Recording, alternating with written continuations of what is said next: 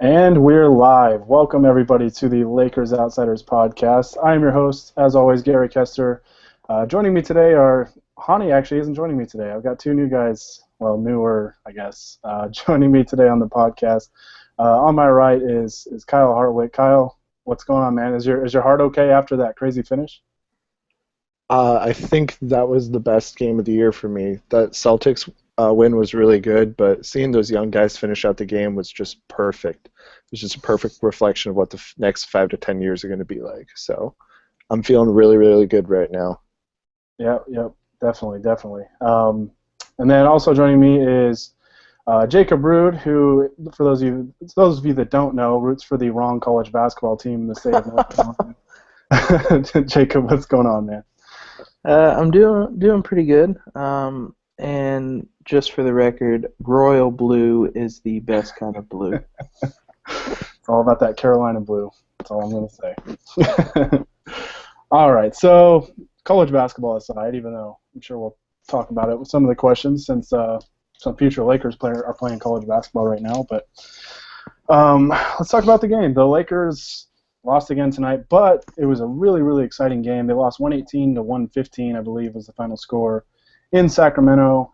They were down 27 at one point and came all the way back to take the lead momentarily in the fourth quarter before losing it in the final minute. But really, really exciting game down the stretch. Jacob, what were just some things that you noticed in the fourth quarter that kind of got the Lakers back in it?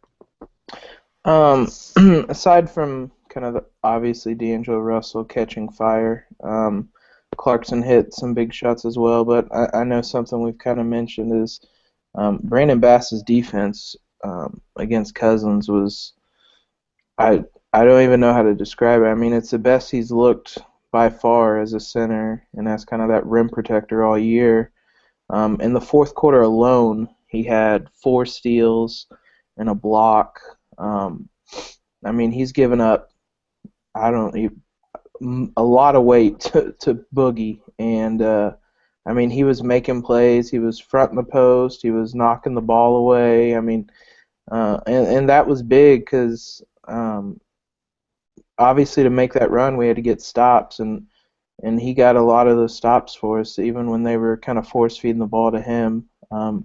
He did a lot, and I think a lot of credit tonight should go to him. That's probably the best I think he's looked, at least on that end of the floor, since joining the Lakers this year. Yeah, and that's the thing with him. I think he's just kind of gotten better as the season's gone along, right? You know, he's been playing out of position pretty much all season long, and he seems to have success with when it's him and Randall at the 4 and 5, or him and Nance or something like that. You know, where he's got another pretty good athlete alongside him, and it's not Ryan Kelly. No offense to Ryan Kelly, but that lineup was not working very well. But no, he's just improved as the season's gone along, and you know, maybe if he keeps on going this way, maybe the Lakers can swing him in a trade for something before the trade deadline. But Kyle, let's talk about D'Angelo Russell, because he was the star of the fourth quarter and was really the reason why fans were so excited. I mean, what were your thoughts? You know, what were your thoughts of his play down the stretch? Well, apparently, I mean, according to him, we haven't seen anything yet, so that's a good sign, I think, going forward. He just can take over a game, and that's something we saw, I think, really for the first time tonight, was him being able to just take over that fourth quarter. You know, he was playing really well on the defensive side as well. Like, you know, he's the 4th leading scorer tonight in the NBA, but he really helped out a lot on the defensive end. He was helping out basically in the paint with a bunch of other guys, helping out Brandon Bass, because, I mean, Brandon Bass needs all the help he can get, you know, and that kind of helps him get those 4 steals and that block. When he went down, my feed was about a minute and a half, 2 minutes behind, so I get people texting and tweeting, and I'm like, what's going on? What just happened? I'm so freaking scared right now. I see him go down, I'm just... Yeah. I was like, we can't have nice things. But it was just really, really good to see him even try to play through that. Like, most guys would just want to go out right away, get the rest, but he tried playing through, realized he couldn't run, told Scott that, and Scott pulls him and puts in Lou Williams. So, I mean, he's going to be so amazing to watch over these next 10 years in LA.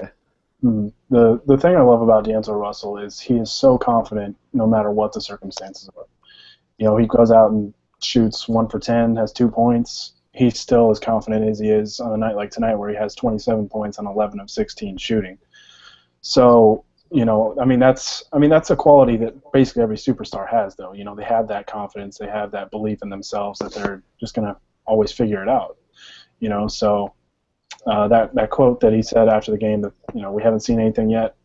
If 27 points haven't seen anything yet, then I think we're in for a treat. But no, definitely something to be excited about. So, okay, so this is a question. We're going to transition to a question now that I've seen on Twitter a lot, and it seems to change every few days, kind of the answer, depending on maybe who's playing or who's just playing well at the time. But I'm going to swing it back to Jacob on this. Who is the Lakers' best player right now? God, I mean, obviously, after watching D'Angelo do what he just did, part of me wants to kind of pick him. I mean, consistency probably means something, so I mean, I'll say Jordan Clarkson, but I think it's really close. Kobe's there. I mean, I know a lot of people don't like Lou Williams, but I mean, he's been pretty consistent this year, but I mean, there's an argument for a whole lot of guys, but I think Clarkson's kind of been a consistent scoring threat. He's he's started every game he's played in. I think he's played the most minutes for us this year. Yeah, he has. And I mean, just all around, you can see as well kind of the signs of improvement for him from last year as well. Saw all summer long kind of all the stories and the videos of how hard he'd worked, and you can kind of see that offensively. He's playing a lot more off the ball this year, and he's still putting up 15 points a game. Which he's had there's definitely not been a sophomore slump with him. Yeah, and that's the thing with him. He still has that chip on his shoulder. I think he was the sixth or seventh point guard drafted in the 2014 NBA draft. And he went 46th overall. So he still carries that with him, and he mentioned last year that he has watched that draft at least a few times. Like, he's watched it quite a bit. And so, having that chip on his shoulder for extra motivation and his work ethic, he's definitely a hell of a player the Lakers are lucky to have. But Kyle, would you agree that Jordan Clarkson's the best player on the Lakers right now, or do you have somebody else? Well, I would agree with Jacob in the way that, there are a bunch of candidates available on the Lakers to call the best player, because we've been playing better as a team lately, which is something that, comes with, winning 3 games in a row, comes with the close game like tonight, is playing better as a team. I do want to personally thank the Washington Wizards, though, for giving us Jordan Clarkson for nothing. But I'm actually going to go a bit off the beaten path and say Brandon Bass has been the best player for the Lakers lately, because he gets thrown into the center position on a regular basis, and he's been consistently better throughout the season. And that's what I like, is he's shown consistent improvement. And a game like tonight, I mean, it's improving his trade value, which, kind of hate to see him go, but he's going to go at the end of the season anyways. He's most likely going to opt out of that player option for next year. So I'd rather get something from him. But all that aside, he's been fantastic lately, and I honestly look forward to seeing him play now, rather than, oh crap, Brandon Bass is on the floor like it was at the beginning of the year. Yeah, definitely. Yeah, and that's kind of the state where the Lakers are at right now, is that, they don't have a guy that's like so consistent every single night, because, I mean, their more talented players are so young, right? Brandon Bass is playing like really well lately, and hopefully he can keep that up. He's just gotten better as the season's gone along, so that's great to see. Personally, I'm gonna I mean, I'm just going to say I still think Kobe is this team's best player. I think he still does the most when he plays the right way. And that's really the consistency thing with him is, his shot selection. Is he looking to get other guys involved? And because the ability's, still there to a certain extent, where he's still a good NBA player that can really contribute. It's just, he's got to take good shots. He's got to be an efficient scorer. And when he's those things like he was tonight, he was 10 of 18 from the field, 28 points, and he didn't even play in the fourth quarter. So, if we get that version of Kobe, I mean, it's pretty remarkable considering this is his 20th season and just all the mileage on his body. But no, I think that's kind of the state of where the Lakers are at right now, that they don't have a consistent number one guy, because of how young they are, where their most of their talent is. So. It's also remarkable that he didn't play the fourth quarter, and Byron still managed to play him 31 minutes tonight. Yeah, it's. I didn't even notice that. I just looked at I saw his point totals and stuff. I can't believe he actually played 31 minutes through three quarters. But and I will say that probably the closest to a nice thing I'll ever say about Byron is that he kept the starting five in there in the fourth quarter when multiple times I think in the past he would have subbed them out. I know there's a timeout. There's a couple different timeouts. There was an official timeout with 5:39 left, and it looked like the Lakers had kind of run out of steam. The Kings had scored. It was 108-102. And I was kind of thinking to myself, here comes Kobe and Lou, and Anthony Brown's going to go out, and he's going to bring back Larry Nance, and he was basically going to go back to his starters. And to his credit, he didn't. He kept the kids in the game, and they responded. And out of that timeout, went on a 7-0 run and took the lead and forced a timeout for the Kings. So I don't want to say kudos to Byron Scott, but he actually didn't screw something up for once, which is a good thing. Yeah, it's the only thing I would have done differently. He put Lou Williams in after Russell left because of the ankle injury. I mean, at that point, you might as well put Kobe in, when there's, 30 seconds left, less than a minute to go, or something like that. And, you need another shot maker out there like Kobe's done it his whole career, and he was hot in this game. I would have put him in there at least to finish that fourth quarter. If it went to overtime, maybe you sub him back out and put Lou Williams in. But, last minute or so, I personally would have thrown him out there. But, Minute 46 left when Lou Williams came in, so yeah. Okay, so yeah, I mean, he was already at 31 minutes. I mean, and he had sat for, 10, 11 minutes, close to that. So, but no, I mean, overall, Byron in the fourth quarter just did a good job by pretty much just staying out of the way. Just not overthinking it and just trying to make a correction when it didn't need to be made. So, but speaking of Kobe, Kobe's been obviously the headline of the Lakers season this year since this is his last season. And Mitch Kupchak made some comments recently about, how the Lakers, I'll pretty much sum them up. I don't have them word for word in front of me here, but basically said that the Lakers can't fully move on until Kobe is gone, until he's retired, kind of out of the way, although he didn't mean that in a negative way. But and he said that the focus for the rest of this year is basically Kobe's farewell, and the development of the young guys is kind of put on the back burner. So I'm going to swing this one to Kyle. Kyle, basically, what are your thoughts on these comments? Do you agree with them at all, or should the player development be first and foremost, or what do you think? I don't think that those things are separate. You can't do one and also have the other one. I think you can totally develop the players while also giving Kobe a proper farewell. You don't need Kobe to play, 30, 35 a night for him to say goodbye to Houston or Sacramento or Dallas or whatever. And also, the young guys that we have are two point guards and a power forward. Kobe isn't necessarily taking away minutes from those guys. So, why do we need him to be the focus when you can have both? it's not one or the other. So I completely disagree with Mitch, and I think Jacob has a lot more to say about that. Obviously, he wrote the article, so Yeah, go for ahead. those of you that don't know, Jacob did just write an article for us. I believe it was yesterday or 2 days ago.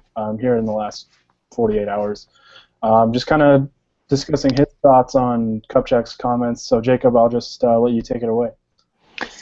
Well, I'll say my first thought was a little bit of a surprise. I mentioned this, I think, to Harrison that um, Kupchak is usually kind of so measured in his words, and he doesn't really say things too, I guess, outlandish or anything like that. So when I saw, I guess, what he had said, it was just kind of why, like, why did you need to say that? What good does it do? But I mean, I've had this discussion with a couple people on Twitter. Um, it's just kind of mind-boggling that they're letting Byron do what he's been doing without any kind of consequence or anything. And for forever, you're kind of sitting there um, wondering how the front office can let him, publicly call out Julius Randle or, play Lou Williams over D'Angelo Russell in fourth quarters, and then Mitch makes comments like this, and you kind of realize the front office is almost enabling Byron, which is incredibly frustrating.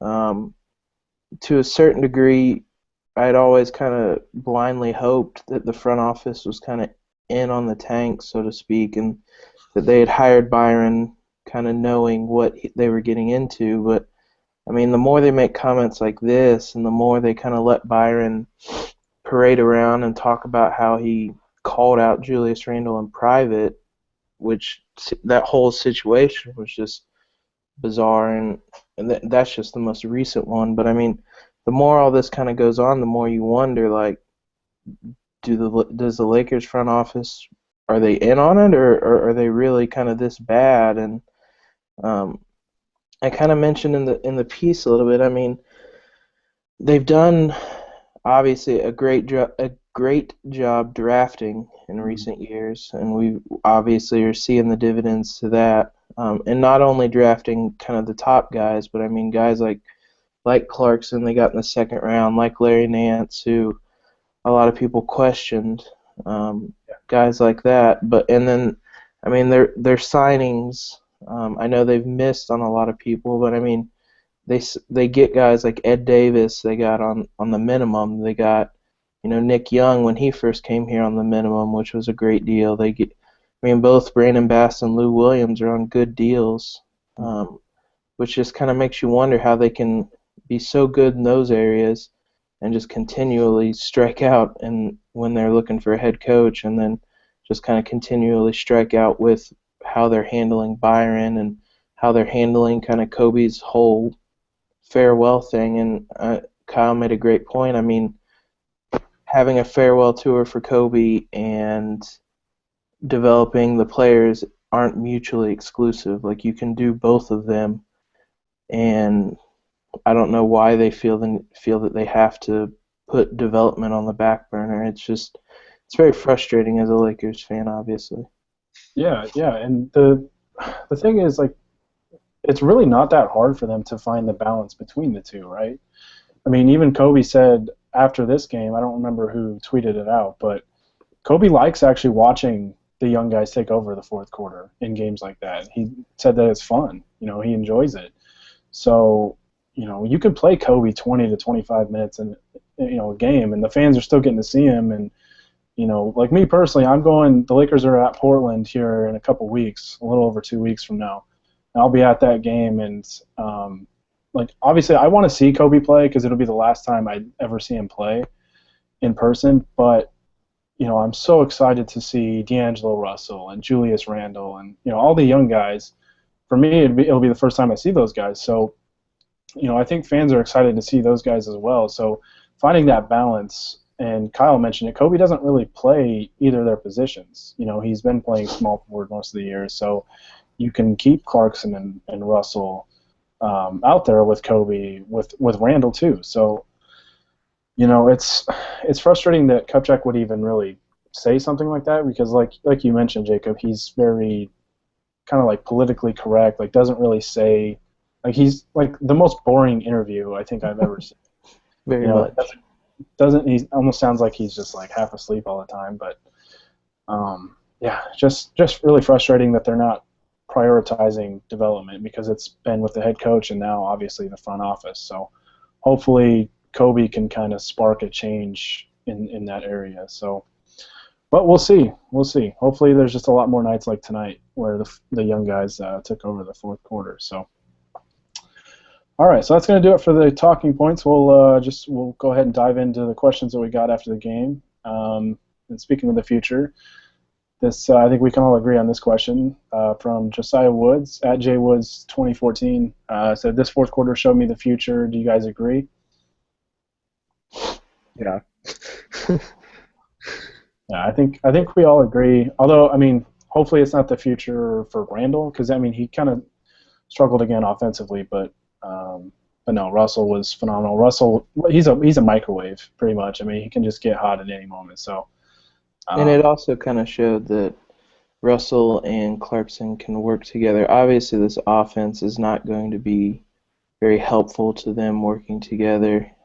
It's just a lot of kind of ISO. You do it once, and I'll do it once. But I mean, there were times where one of them would drive into the lane and kick out to the other one, or one of them would push it in transition and score. And I think that's a big thing is that those two are starting to play together better, which is something they had struggled with kind of earlier in the season.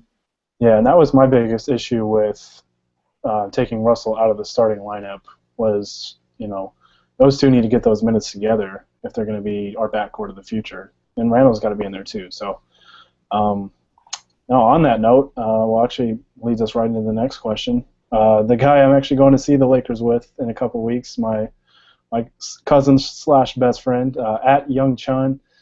How many games until Byron starts D'Angelo Russell again? Kyle, go ahead and take this one away. Okay. Picking a random number out of my head, I'll go with 13 because that's how Byron seems to be doing things. If it were based on merit, he would start Russell tomorrow. Well, I mean, Russell has that injury, so as soon as Russell's healthy again, you would think he would start him. But it's impossible to know what goes on inside the mind of Byron Scott. So, not even going to try there. Yeah. I did see from shoot around this morning that Byron said the earliest he would make lineup changes will be after tomorrow's game against the Thunder. But imagine that they're going to get blown out and Byron's going to decide to change the lineups.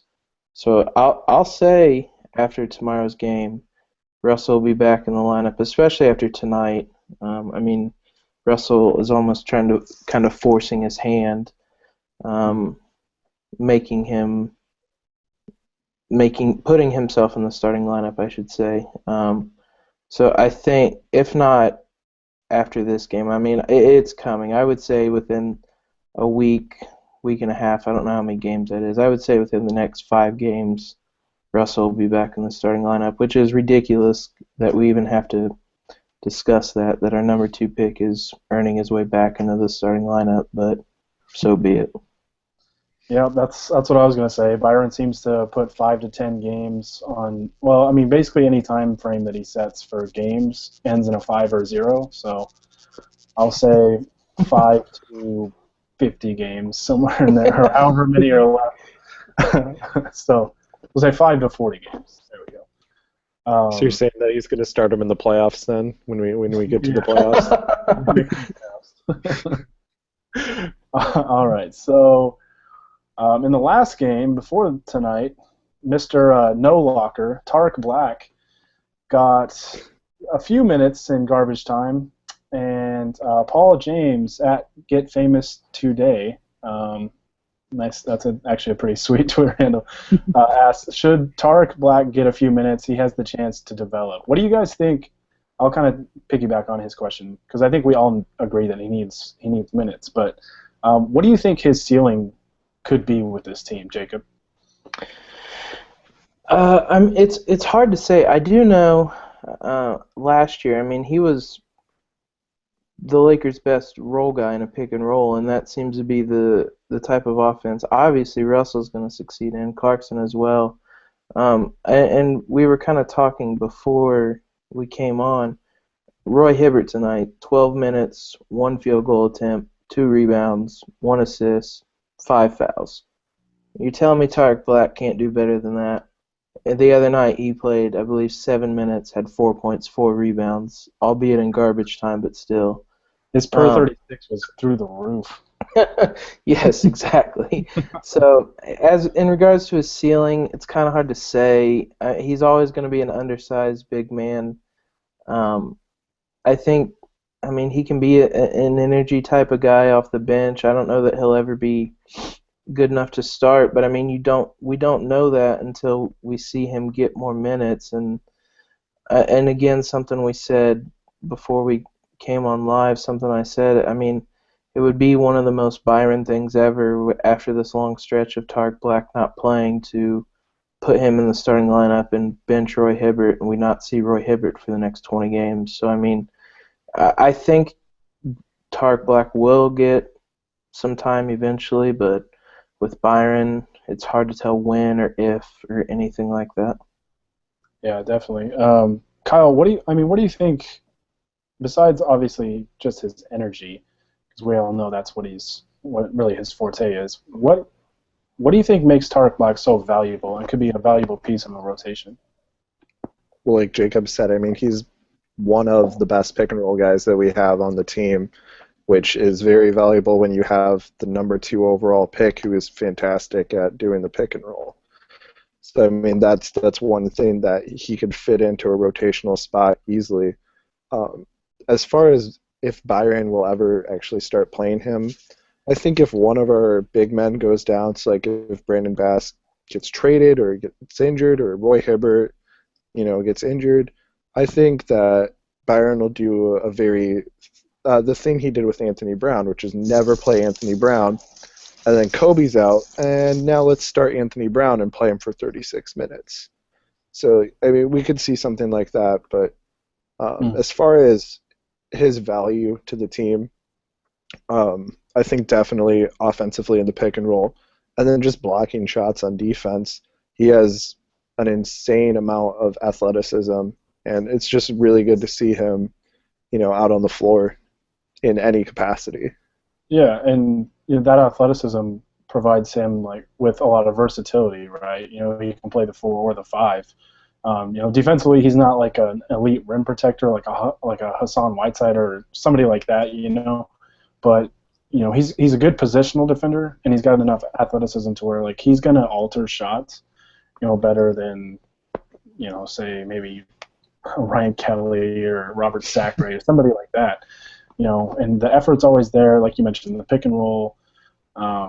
Just he's the perfect like big off the bench, to throw out there. So definitely want to see him get some more minutes, but he's trapped on what I call Byron Island, and God. they reined him back in apparently after that game because he didn't get out there tonight. But And you kind of mentioned with his kind of his athleticism and his positioning. I mean, I think um, him and Larry Nance, I think, could be a pretty solid defensive front court. It couldn't be any worse than what we've been putting out. But I mean, I, it's frustrating because I feel like this is the type of season where you experiment with lineups and you experiment with rotations, and guys like Tarek Black aren't getting any minutes. And I had a debate with a couple guys about whether Larry Nance and Julius Randle could work together as a front court. Regardless of whether you think they would or not, this is the type of season where you throw them out there for a couple games and right. see how it goes. And Byron is just so anti. He only changes things once. It's like a mass overhaul, new lineup, new rotation. Then he has an arbitrary amount of numbers. We'll do this for 20 games, and then we'll discuss it again. And it's just like that's not how this season should be, which, I mean, again, kind of goes back to the frustrations of him being a coach and him being allowed to do that. But, I mean, I do know. I don't remember where I saw it on Twitter. Um, Kupchak was talking before the game tonight, I believe, on TWC. He said he doesn't um, tell Byron to do anything as a coach, except for last year. They sat down and decided, Clarkson needed to play more, and it eventually led to him starting. I think um, Kupchak did also say that he expects there to be movement by them at the trade deadline. So I think once the trade deadline kind of passes, I know last year that's when we kind of got to look at a lot of the younger guys. Maybe it's again kind of blind hope, but I hope or I think that at that point we'll see a lot more different rotations, a lot more guys like Tarek Black, and more consistent time hopefully for Anthony Brown, where it isn't he either starts or he doesn't play and stuff like that. So I'm kind of hopeful that we'll eventually get to a point where we'll see a lot more of these young guys like we did tonight. Because I mean, outside of Brandon Bass, that was 4 rookies basically. Julius Randle's basically a rookie, and well, 3 rookies and Clarkson, and led a comeback on the road against what essentially is a rival. So I mean, there's reason for optimism. It's just you got to kind of force Byron to do what should be done. Yeah, definitely. Pretty much. I mean, just hit the nail on the head. I mean, it is what it is. We'd like to see Kupchak obviously step in and say like, hey, we need so and so to get some more minutes, and this guy needs less minutes. And it's like when you play 2K, right? You get to set the rotation, even though you're not technically the coach. So I guess that's not how it works in the real world. Okay, so this is the last question that we got. This is from @RaiderTruths. If you're a Raiders fan, you definitely want to follow him. I'm not a Raiders fan, but anyways. So you make good life choices. Not really. I root for the Tennessee Titans, so the Raiders would probably step up. Okay, so he asked, and we kind of talked about this, I think, on the last podcast or maybe a couple shows ago. But his first question, obviously, is what is the ceiling of D'Angelo Russell? What's his ceiling as a player, and how does he project as a defender? And I'll go ahead and start this one, just because I talked about it a little bit, I think, last time. But I think D'Angelo Russell could be a superstar in this league. I think he can, in 3 to 5 years, whatever the timeline you want, can be like a top 5 player in this league. I think he could be that good. And you see it like tonight. In the fourth quarter, he just goes off. I think once he strengthens his lower body, his shooting will come around. He gets his legs stronger. He's not missing all these shots short and things like that. And the game just slows down for him even more. His passing ability is going to be on full display. And as far as his defense, he's got all the physical tools to be a really good defensive player. He's 6'5" as a point guard. I think he has like a 6'9" or 6'10" wingspan. And his instincts are pretty good. He's created a lot of turnovers this year. And I think that's something he can do consistently down the line. Kyle, would you agree with all that? Absolutely, yeah. I think, like you said, he could be a superstar, and I'll say 3 years for sure. You said 3 to 5. I think in the next 3 years he could be, barring coaching and how the team is playing, he could be one of the elite guards in the league. Mm-hmm. But as far as him becoming a better defender, that just comes with getting onto the floor in crunch time and making those mistakes that a rookie would make. But, just learning how to play in the NBA. And, yeah, just going from there. He has all of the tools that he needs to become an all-star. Yeah, sure. It takes those repetitions against the Steph Currys and the Russell Westbrooks, of the NBA. Like going up against the top-notch competition, it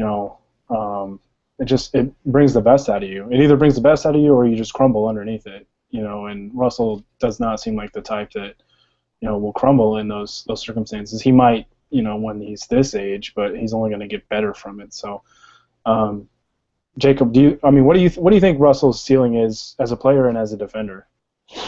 Well, I'll first kind of piggyback on something you just said about him not crumbling. I mean, I saw a tweet after the game where somebody said it's really frustrating to root for Russell because so many things outside of his control kind of slowing him down, whether it be, mainly with Byron, obviously, starting him as a shooting guard, then benching him in fourth quarters, then outright benching him.